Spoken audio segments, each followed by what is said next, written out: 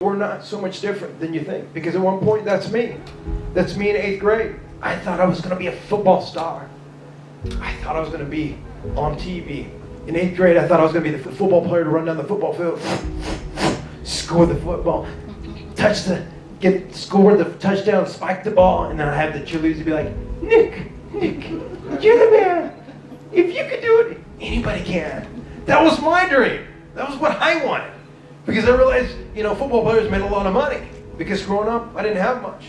Our family didn't have much. Growing up, at times we didn't have food on the table. At times we didn't have electricity or water. We had to go to the lake to take a shower in the public area.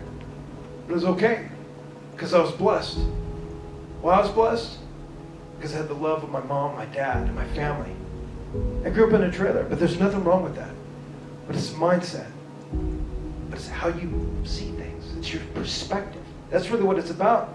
But too often times you point a finger at somebody and say, why don't you do this? Why don't you do that? You need to realize it's up to you. So instead of pointing a finger at somebody else, I point a finger at myself. So I had a game plan. I'm going to be a football star.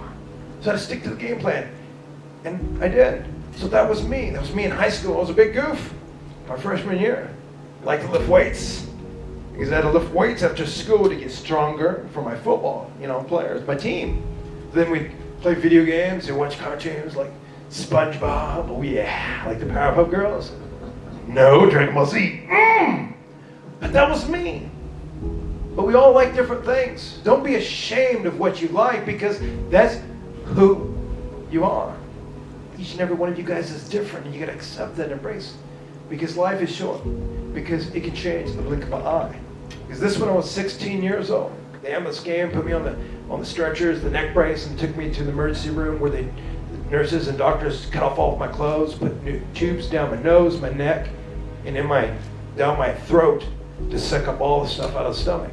When I got to the hospital, that's when the pain started to seep in. It just didn't feel right. Then I had x-rays, and then the light flighted me. When I was in the helicopter, I passed out. When I passed out, I woke up a few days later in the hospital with my mom by my side. The doctor comes in, and he just bluntly tells me that my football days were over and I would never walk again. That I was paralyzed from the waist down. And the doctor turned his back and he walked out. I get 60-some staples in my back, up and down right here. And they took a bone off my left hip for additional bone on my spine. And that's the price I paid for wanting to be like everybody else.